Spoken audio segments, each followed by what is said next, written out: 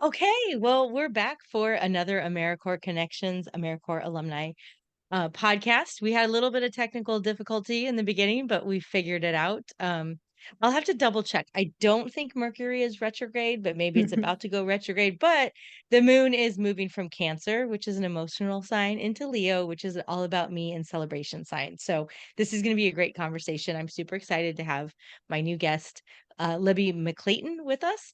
And you all going to find out through this conversation that like our worlds are kind of intertwining and it's really hysterical and funny. So before we get started though, for those of you that are new, welcome to AmeriCorps Connections. AmeriCorps is actually a federal program that you can go through and you can pick your service journey. You can, if you go through the podcast interviews, you can do an NCCC, you can do a VISTA, you can do a city year, you can do a Teach for America. There's a flavor for everybody in service. And recruitment time is now. And the benefits of going through the service project is in the way I think about it is that you're connected to over 1.3 million alumni who have gone through this program, but you get benefits like an education award at the end of your service year that you can use towards continuing education or outward bound explorations, which I'm going to have to get somebody on the podcast that did that and talk about how they use their education award to do. I know somebody that did a canoe trip through Alaska.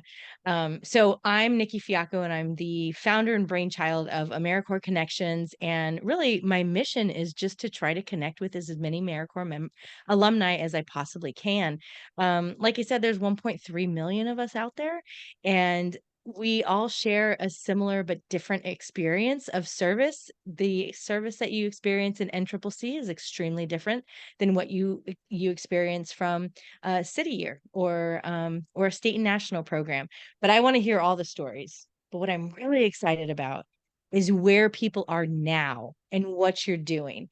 And it's just so inspiring for me to chat with and share and lift up the stories of how people went through their service year and where they found the connections to land where they are and continue to make change in their community, become leaders. So I'm very excited. I can go on and on, and then also before we get started, thank you, Dan Medevere, for, of course, getting us on all the podcast platforms. I could have not done that myself. So Dan is a huge supporter. Dan, I got my mic. So this is hopefully coming through really good for you. All right. So with no further ado, I'm very excited to be connected with Libby McClayton. And Libby reached out to me on LinkedIn. If you want to get connected to this podcast, that's like the best way to reach out to me.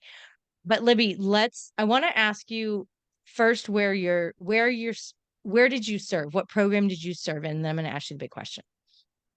Sure. So I served 2 years. The first year I served at the Office of the Mayor in Baltimore, in the Recovery Corps initiative. The second year I served at Children's Hunger Alliance in Dayton, Ohio. I love hearing 2 service years because it's like kind of like when you get into AmeriCorps, you're like, what did I get myself into? And then I love to hear that people are like, yeah, give me more. So before we dive into your service year, I'm going to start this podcast off just a little bit differently because I'm kind of on a crusade.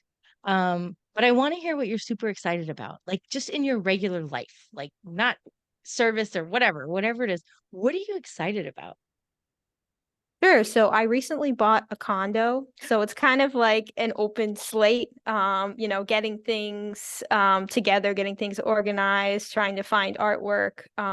So it's really cool. And I mean, it was a long time coming, saving and doing all that, doing research. So it feels great to actually be moved in and settled.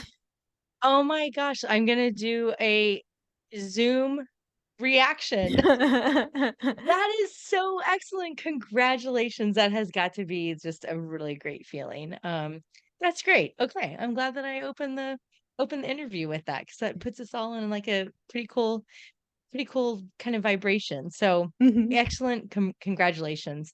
Okay, so you did 2 years of service, one in Baltimore and in the mayor's office, and then the other one was, what did you say it was again? This youth. I have Yeah, it written down. it's with Children's Hunger Children's Alliance, Hunger. teaching nutrition and PE. So with a nonprofit. So you were down in Baltimore, and then you went up to Ohio?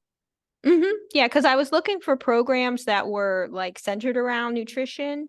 Um, and that was where it seemed to be the best fit. And I've always kind of been on the East Coast, so I wanted to try something new. Yeah. So how did you find your AmeriCorps opportunity? And yeah, let's just start from the beginning. How did you find out about AmeriCorps?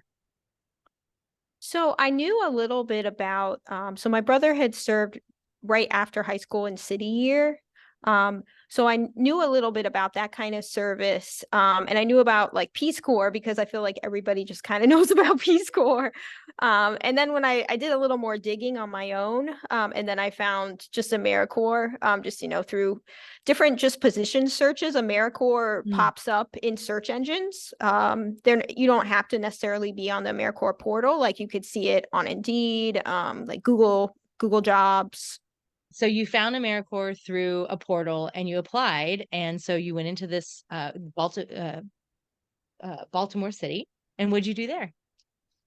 So with the Office of the Mayor Recovery Corps program, I kind of worked a lot with capacity building. So one of the things I did a lot of was community outreach. We did a center-wide talent show there, and so we had the people, they were clients at a recovery center, so they did a lot of performances and things like that. We got outside donations and outside support there as well. And we had we had an NCCC program actually come out and volunteer. So that was great too, because I was a VISTA and then I met some NCCC members come out and volunteer. So it was a really great success. I also helped start a community garden. It was more therapeutic for everybody involved. So it was two recovery centers, and community members, came by, saw us out gardening, and it kind of grew from there through the Adopt a Lot program that Baltimore City does. And where did your interest in nutrition come from? So I've always kind of been interested in kind of like healthy living, healthy, eating. I mean, I'm a vegan. I don't necessarily promote that to everybody, but I have, looked into different nutrition and the importance of fruits and vegetables for everybody, regardless of whether you, eat meat or not. So I know that definitely is helpful, especially what Children's Hunger Alliance focused on is, children, because, you need adequate food, good food to succeed in schools. So I worked a lot in like after school programs. In addition to like me teaching, they also provided like meals to the students. Oh gosh. Oh, maybe we could have like a nutritional mastermind or something for AmeriCorps alums. That would be amazing. So when you went to Ohio and you did the the kids program, um, so first of all, you finished your Vista service year, and then when you went up to Ohio, was it Vista again, or was it what kind of service was it? So with State National, I wanted to do more direct service because I had experience like Vista's more indirect service, like capacity building, trying to help sustain the organization. But State National programs tend to be more hands on, boots on the ground kind of work. Yeah. So, for those of you who are not familiar with VISTA, it's Volunteers in Service to America. And actually, fun fact, it's older than AmeriCorps. VISTA was in the 60s and AmeriCorps was established in the early 90s. And yes, AmeriCorps State and National, that's what the program that I went through. And it is much more hands-on. You're in there. And so what did your service year look like with your state and national? So I was teaching nutrition education and as well as physical education to students, mostly Mm. elementary school, some middle schoolers in the mix, which is always fun to work with kids. I feel like sometimes kids are in some ways wiser than adults. And you can tell, like, they have a lot of empathy, which I think sometimes Mm. gets lost as people get older, not because, not on purpose. I think people get busy and they forget that everybody's a person, and it's nice to have that that interaction with people. I love that. I've never thought about that, kids being with empathy, but I think you're right. you get jaded Mhm. as you Yeah, go through that was life. the You're word I like, was trying to think of. yeah, you get a little bit like, oh, okay. But I think that's something that this world needs more of, right? Mhm. And I do feel like I remember when the pandemic hit and we all went virtual, and I was so like stressed out to get on the Zoom calls on time and, and everything had to be right. And then the next thing you know, you see somebody's kid running around the background, the dog is barking, the camera's upside down. And I just feel like we got much more space and grace to be imperfect, right? And to Mhm. also like understand that others, like, we're all imperfect, and that is okay. We're all showing up in the best way that we possibly can. And so was your service year was that for a year that you spent up there Yep, that was a year. in the Buckeye State? Yes, I was in Dayton, Ohio for the most part. And so oh, go ahead. I was gonna say a little bit in Cincinnati, but mostly in Dayton. What's something that maybe something that stands out from that service year? I think something that really, really stood out to me was kind of being able to, establish boundaries, I guess. I think Mm, there were times during that year that I was a little bit overworked, stressed, as many AmeriCorps members feel. And since I was kind of new to the workforce, I guess I didn't really know how to say no or, ask for help. So that's one thing that I definitely like encourage people to do is ask for help when they need it, and also, just kind of have boundaries, kind of know your limits so that you don't end up, stressed and overworked and exhausted, and then it kind of when that happens, you kind of forget, why you're there sometimes. So it's good to, yeah. make sure that you're taking care of yourself as well. Yeah, that is such a good point. And for anybody that's listening to this because you are in service right now, if you do feel like you're getting stretched or pressed to do things and we never want you to go in and say, that's not my job, right? That's not what it's about. But sometimes AmeriCorps members could be placed in a situation where they're kind of doing the stuff that nobody else really wants to do. And if it's not in your direct, like, project scope, it's a really great opportunity, just like Libby said, to, like, learn how to put those boundaries around, professionally. Right, and if people need help understanding how to do that, like, I'm happy, like, reach out to me on LinkedIn, I help you. I've recently put boundaries up, but obviously, Libby, you have lived the experience as well, so but it is so important, and, I listen to I'm a podcast addict, for those of you who've listened to this before, you all know that, and, I've they talk about, like, life work balance, and they say there's kind of not really a balance. There's kind of like sometimes you just have to do a lot of life, and sometimes you have to do a lot of work, and that's okay, but you don't have to do a lot of both, right? Like, if your life is calling you, then we need to all just kinda take a step back. So I think that's such a good point, such a good point. And now did you have plans to definitely come back down here to Maryland, or did something else pop up and you're like, "Yeah, I'm going home." Yeah, I think I mean, no offense, Midwest is great, but I feel like Maryland it's just more my speed. I love Maryland. It's just so fun, and you did land in one of I don't know stats. I don't know.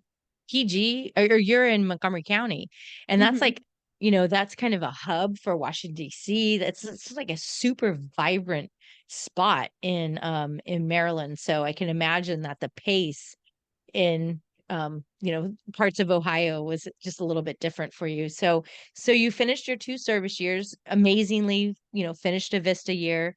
And then you finished your state and national, you came back to Maryland. What brought you back to Maryland? Did you have a job lined up? Like, what did you do during your service year to prepare to come back to Maryland?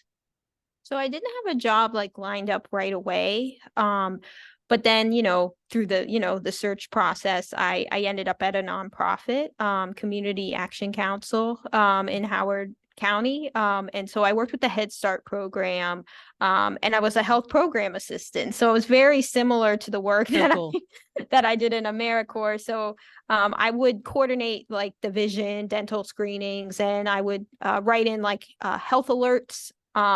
So if students had food allergies, something like that, I would just, make sure that was all documented. And I also helped with the Eat, Play, Grow. They had a nutrition curriculum they did for the preschool kids. So I helped the instructor, get everything ready for that program. I bet they saw your application come through and they were so excited. Yeah. You know what I mean? Like, Hmm. just like everything that we want is in this person. That's so great. And then you were there for a little bit. What were some of the things that you learned during your experience with the Head Start program? Yeah, so that was a really cool experience to work with all the different kids that were there in the program. It also gave me a good balance of being in the office versus being out with the kids, because I had the opportunity to do both. Like when I was planning for things, getting their vision and health screenings organized, but then I'd go on site and actually help them run those things. So it was nice to kind of have like it's like the best of both worlds in a way, because Yeah. you were able to do both, and I really liked that. Yeah, that's so exciting. And was there something that you moved on from that? And I see that you volunteer with the National MS Society. So Brittany, I'm gonna have to look her up. She's Oh a yeah, I used to work there before this job, oh, get out of so I knew town. So Brittany. I know Brittany. that's so okay. So the purpose of this podcast is to bring AmeriCorps members together. And I interview what's Brittany's last name? I'm trying to look her up. McGarry. Yes, Brittany McGarry. I interviewed her, I think maybe number 4, number 5. She was one of the first ones that jumped on. And it's crazy because Libby worked with her too. So this is the power of AmeriCorps. Yeah. We need to lean into this network and see where everybody is. So did you work for them or did you just volunteer with them? I worked over there for like about 4 years. That's excellent.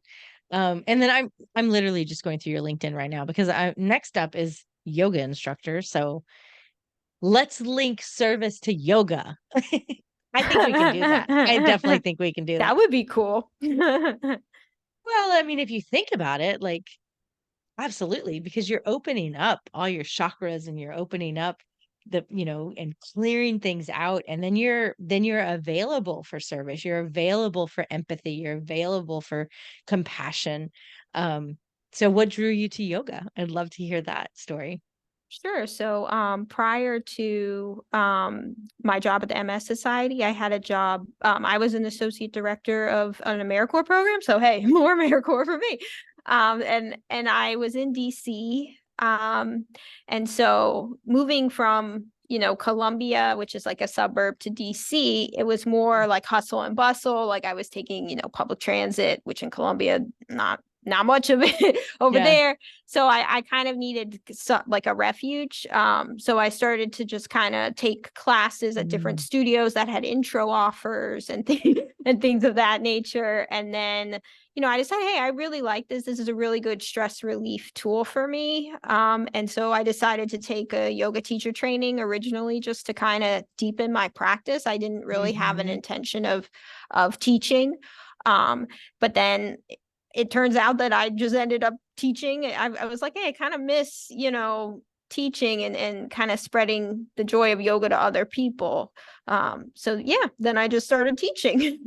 You're like a natural teacher everywhere you go. You're like, I'm just going to teach nutrition. I'm just going to teach health. I'm going to teach yoga. So are you teaching now? Are you practicing? So I'm practicing and I'm teaching now at one studio, still in Columbia, but I'm going to try to teach more here. I'm in like the North Bethesda area, so try to find another studio to teach that's closer as well.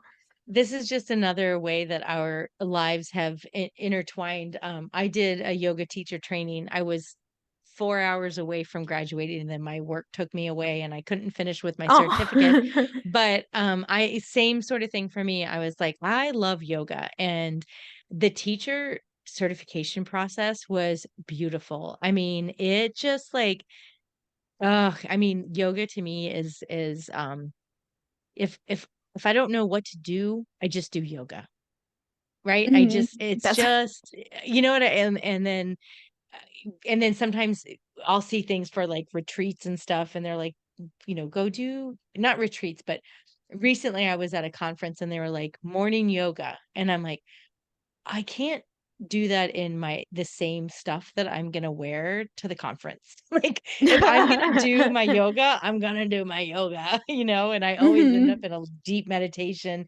Um, but I just feel like it really, yoga is preparing yourself for meditation. Like that's the purpose of doing yoga. It's not to, have awesome abs and a nice butt and like, not flabby triceps. Um, but it really just moves all the energy through your body and you can feel it. Um, yeah, I'll share a real quick story. I may cut it out, who knows. But I was doing yoga regularly and then my stepfather passed away. This was several years ago. And every time I did yoga, I would just end up crying. I would be in a heap, in a puddle, and I couldn't get through my yoga practice. And I had to stop doing yoga for like a year and a half until finally I brought myself back to the mat and I was like, I think I can do this. And I like, and so it's crazy that like it brings out, like, do you find yourself like feeling things kind of bubbling up and processing stuff? Yeah, I think a lot for me, it's in Shavasana where you're lying down on the Mm. mat and, you're trying to, be in the moment, be present, but then because you're not physically moving, then your mind's like, oh, I gotta make up for that. Checklist, And checklist, yeah, checklist. yeah. Yeah. And so then sometimes I get upset and I'll cry. Like, yeah, I'll cry Yeah. too. And it'll be things I might not even like think I'm upset about. And Yes. apparently I am. At least to Yeah. some extent, if I'm crying about it on my mat. But I mean, it gives you the opportunity to do that, which, I mean, you might Mhm. not have done that otherwise. And a lot of times I do need that cry, whether I knew it or not. So many times when I have kind of oh, almost, I guess, an acute pain in my body, like I've been having this pain in my hip. And so I've been doing a little research. I'm like, what, what energy do you hold in your hip? And then once you kind of are like, oh, that's envy or that's anger. And then you're like, but I don't feel envious or anger. Like, Mhm. what? And then you're like, oh, wait, yeah, yeah, yeah.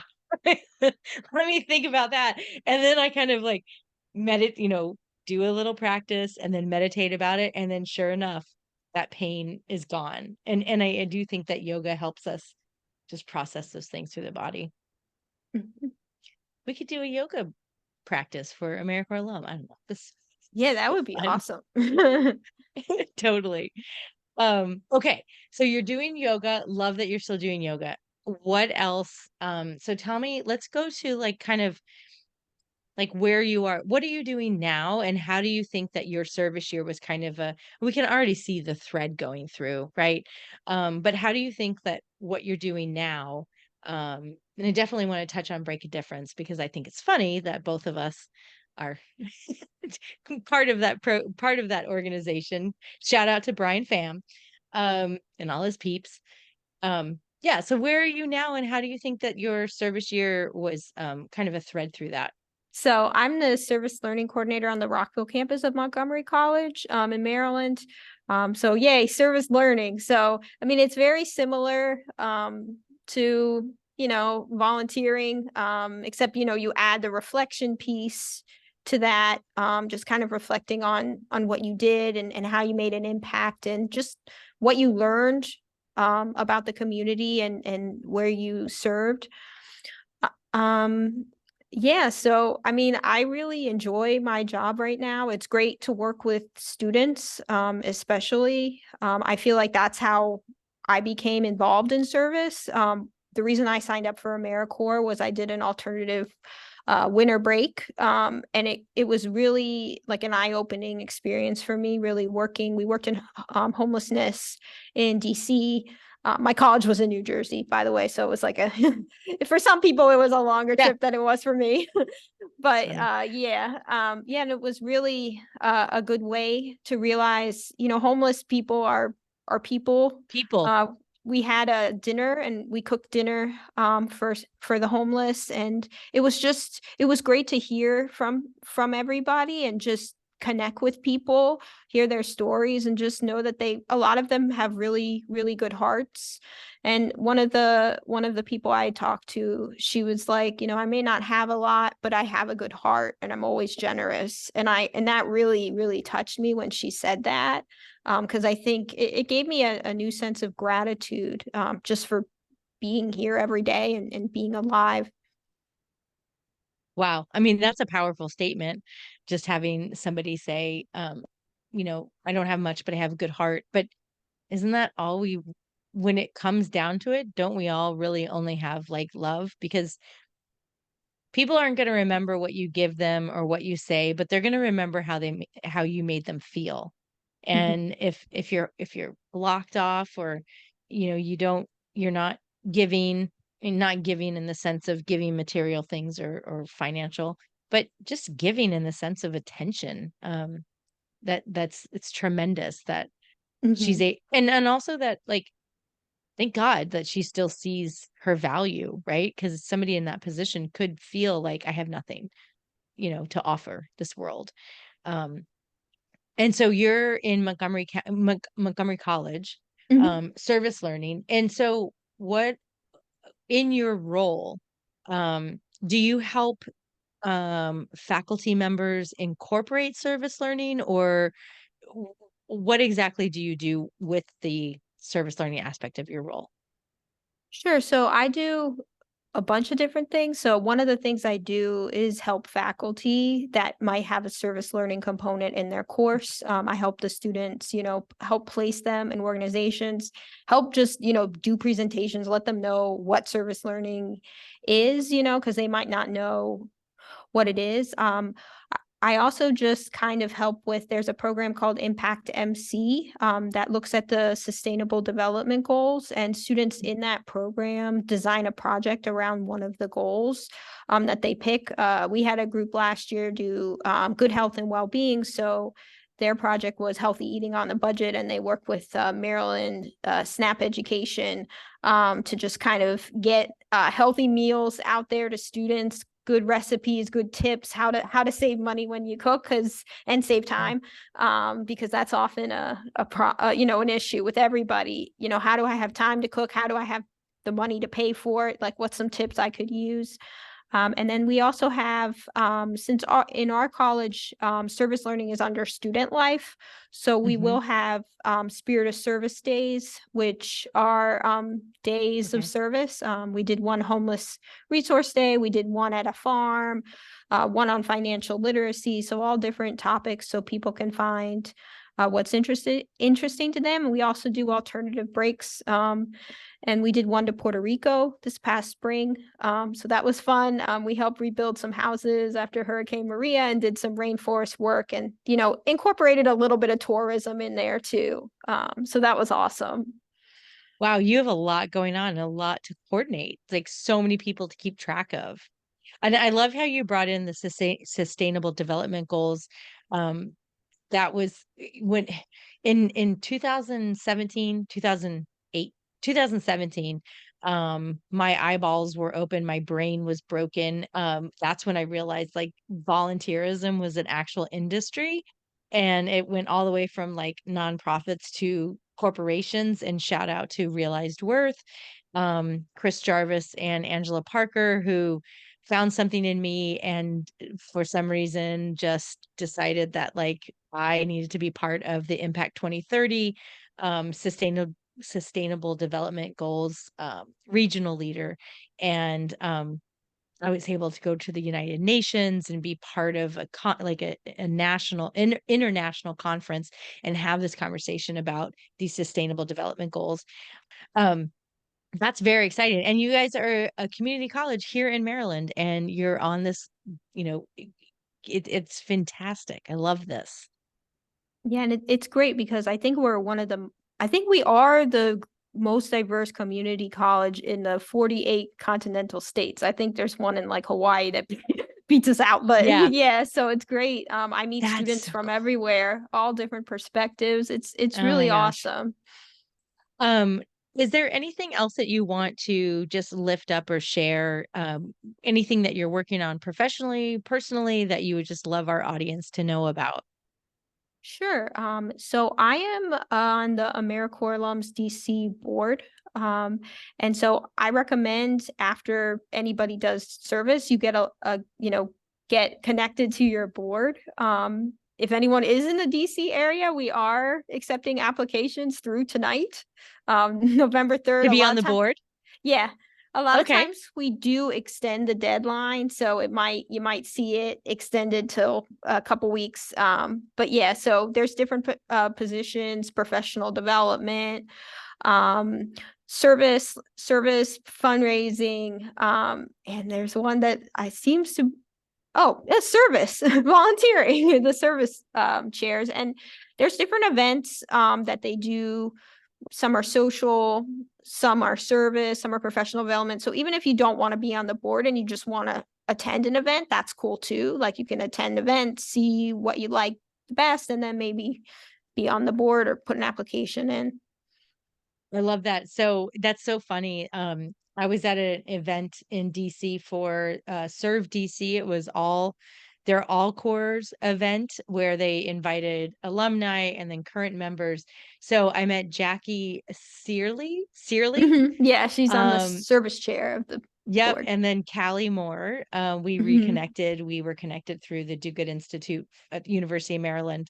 And you guys are thriving. Like the DC chapter is really kicking butt right now. So the podcast won't come out until after the deadline, but if you're listening and you're interested in connecting with the DC folks, definitely reach out to Libby or I can put the other names in the podcast descriptions. And and also Josh, I think, Jordan Sandman. Oh I think, yeah. yeah, he's with the DC Commission. And then we have our friend Jameer Jones that has just come in from Philadelphia. So this is exciting, Libby. This is great. I love the shout out to the DC chapter, and it's a way to stay connected and it's a way to network. You know, you never know who's looking for what, right? Like somebody might be looking for a consultant, somebody might be looking a job position opening. So it's important for us all to stay together. So what are the questions that I like? Is there anything else? I just want to make sure you're able to share everything. I think that was the one thing that I was gonna really promote. Excellent. And if you're in how where are you where's your yoga classes? Oh, my classes are in Columbia, Maryland right now. I teach a weekend wind down class on Sundays, 4:30 to 5:30. It's supposed to fight the Sunday scaries away. So Love it. it's a mixture. Like the beginning's more like vinyasa, like a flow, but then I add like some restorative, very yin-like poses towards the end. So, you can chill into the week a little bit after you do your the workout portion or the, more Gotta love physical. Yep, gotta love that yin energy. That's like for those folks that don't know it, it's more like watery, it's more like relaxing, it's more feminine, it's just a little bit more like, Yeah, it's a more softer. yeah, a little softer yoga than the crow pose when you're holding your crow and then you go to headstand. That was like one of my favorite things to do. Um, okay, so big question. I always like to close it out and gives me ideas of like what I should plan in the future. What do you see for us? You know, there's 1.3 million AmeriCorps alumni and we're all over the place, but we're powerful and we're strong and we're smart and we're leaders and we're also just uplifters. What would you love to see for us as an alumni group?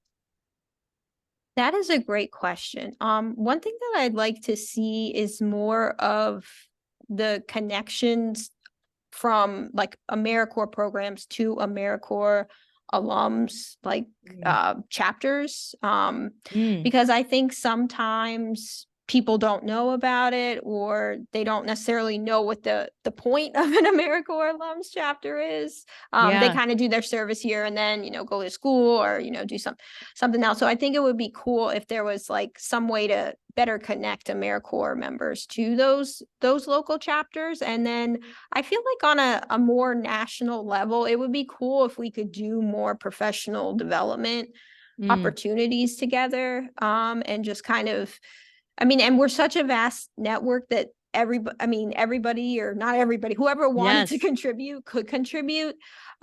There's probably a specialist in any topic you could think of. So that would be really cool, and a good way to meet other people in your region, and also nationwide, that, do the same work as you, or maybe do something that you might want to do like at a later time.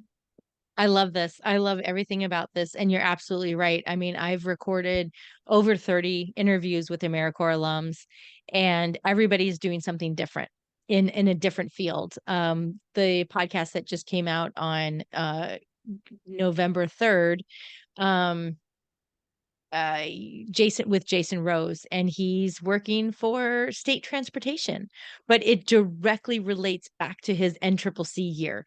The way that he is